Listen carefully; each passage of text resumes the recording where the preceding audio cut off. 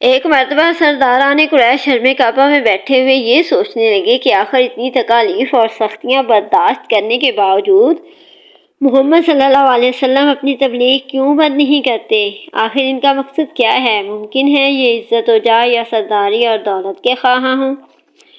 چنانچہ سبوں نے عتبہ بن ربیعہ کو حضور صلی اللہ علیہ وسلم کے پاس بھیجا کہ تم کسی طرح ان کا دلی مقصد معلوم کرو۔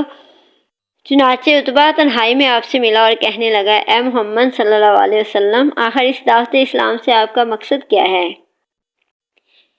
کیا آپ مکہ کی سرداری چاہتے ہیں، یا عزت دولت کے خواہاں ہیں، یا کسی بڑے گھرانے میں شادی کے خواہش مند ہیں؟ آپ کے دل میں جو تمنا ہو کھلے دل کے ساتھ کہہ دیجئے کہ میں اس کی ضمانت دیتا ہوں، اگر آپ دعوت اسلام سے باز آ جائیں تو پورا مکہ آپ کے زیر فرمان ہو جائے گا اور آپ کی ہر خواہش اور تمنا پوری کر دی جائے گی۔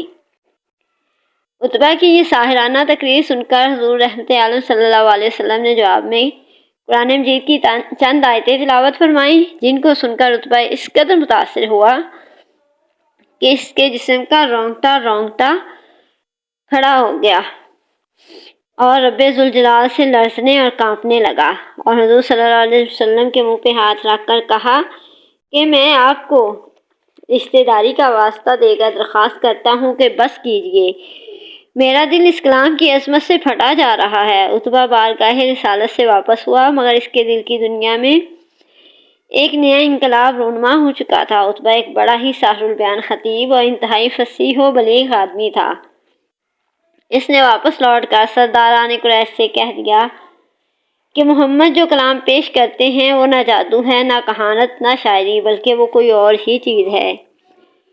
لہٰذا میری رائے ہے کہ تم لوگ ان کو اس کے حال پر چھوڑ دو۔ اگر وہ کامیاب ہو کر سارے عرب پر غالب ہوئے تو اس میں ہم قریشیوں ہی کی عزت بڑھے گی، ورنہ سارا عرب ان کو خود ہی فنا کر دے گا۔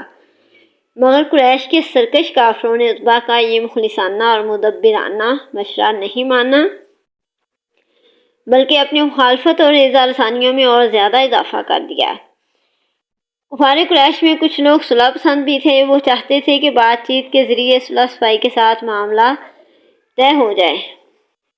چنانچہ قریش کے چند معزز روسا ابو طالب کے پاس آئے، حضور صلی اللہ علیہ وسلم کی دعوت اسلام اور بت پرستی کے خلاف تقریر کی شکایت کی۔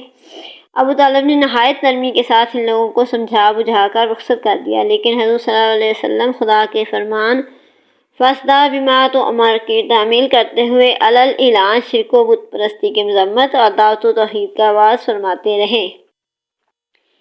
اس لیے قریش کا غصہ پھر بھڑک اٹھا، چنانچہ تمام سردار یعنی عتبہ، شیبہ، ابو سفیان، عاص بن ہشام، ابو جہل، ولید بن مغیرہ، عاص بن وائل وغیرہ سب ایک ساتھ مل کر ابو طالب کے پاس آئے اور یہ کہا کہ آپ کا بھتیجا ہمارے معبودوں کی توہین کرتا ہے، اس لیے یا تو آپ درمیان سے ہٹ جائیں اور اپنے بھتیجے کو ہمارے سپرد کر دیں، یا پھر آپ بھی کھل کر ان کے ساتھ میدان میں نکل پڑیں تاکہ ہم دونوں میں سے ایک کا فیصلہ ہو جائے۔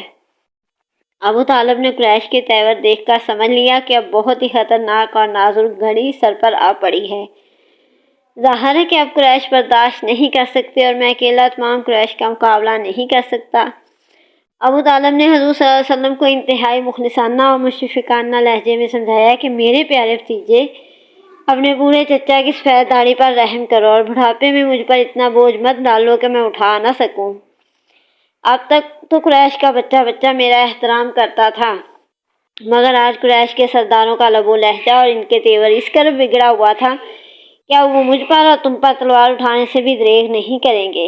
لہٰذا میری رائے یہ ہے کہ تم کچھ دنوں کے لیے دعوت اسلام موقوف کر دو۔ اب تک حضور کے ظاہری معین و مددگار جو کچھ بھی تھے وہ صرف اکیلے ابو طالب ہی تھے۔ حضور نے دیکھا کہ ان کے قدم بھی کھڑ رہے ہیں۔ چچا کی گفتگو سن کر حضور ایک دھڑسنے بھرائی ہوئی آواز میں فرمایا کہ چچا جان، خدا کی قسم اگر قریش میرے ایک ہاتھ میں سورج اور دوسرے میں چاند لا کر رکھ دیں تب بھی میں اپنی اس فلس سے باز نہ آؤں گا۔ یا تو خدا اس کام کو پورا فرما دے گا یا میں خود دین اسلام پر نثار ہو جاؤں گا۔ حضور کی یہ تقریر سن کر ابو طالب کا دل پسیج گیا وہ اس قدر متاثر ہوئے کہ ان کی ہاشمی لوگوں کے خون کا قطرہ قطرہ بھتیجے کی محبت میں گرم ہو کر کھولنے لگا اور انتہائی جوش میں آ کر کہہ دیا کہ جانے جاؤ، میں تمہارے ساتھ ہوں، جب تک میں زندہ ہوں کوئی تمہارا بال بیکا نہیں کر سکتا۔